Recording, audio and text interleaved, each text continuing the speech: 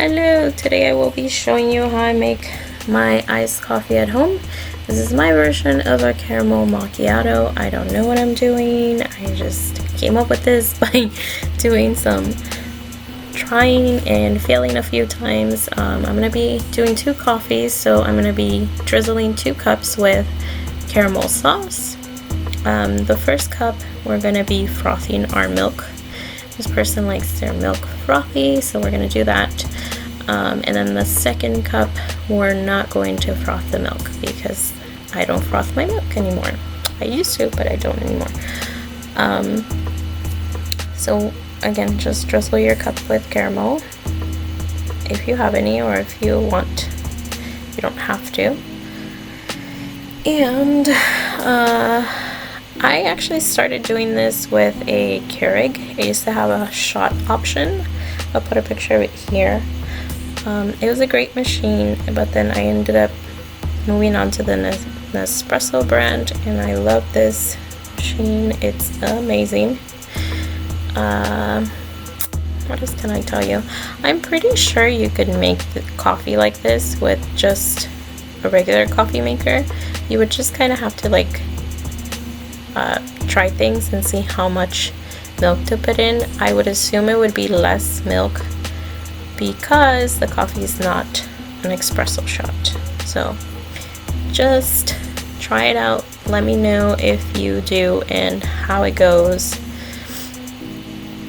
So here we're putting some milk into the second cup, which is mine. I'm using a cinnamon creamer.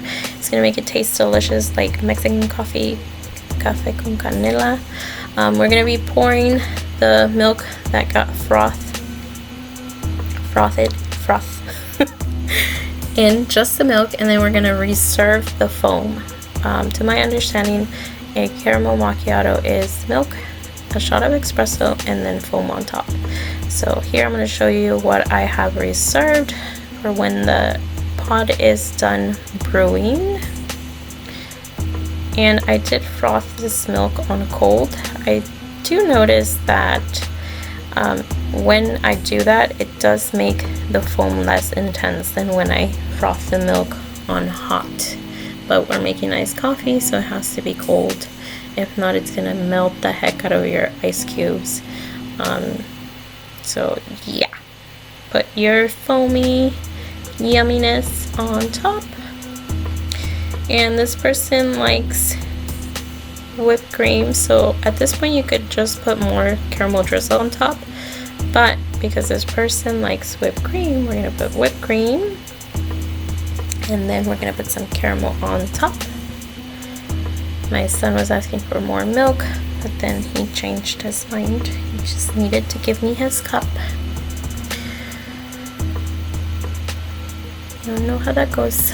So I'm gonna make a pretty little rose here, go all around, and then drizzle caramel on top. I do like a checkered thing, so I go across and then across the other way. And then this person can now enjoy their coffee. That's all we did for that. And I actually added more milk because I don't typically use this cup. And I realized the milk was too low. Same coffee pod, I'm using a Diabolito. That coffee pod is amazing. Like, it goes well with anything. Sometimes there's different pods I have that if you put a different kind of creamer, it just won't taste right. And on this one, you can put any kind of creamer and it tastes delicious. It's just very smooth. Because I added more milk, I thought I needed to add more creamer, which I did. It was perfect. So here, I'm just gonna clean while the machine finishes brewing the pod on top of the milk with ice. And once it's done, we'll take it back. I don't have any foam to put on top. Sometimes I'll froth a little bit of milk just to get the foam, but I didn't today. So I'm just gonna be putting some cream on top. So there you have it. That's what it looks like. It'll start to kind of blend together. This one's more blended than the first one because I added that creamer on top, so it started to the espresso started to melt down faster. Anyway, thank you so much for watching. I hope you try this. Let me know if you have any questions. And I'll see you guys on my next one. Bye.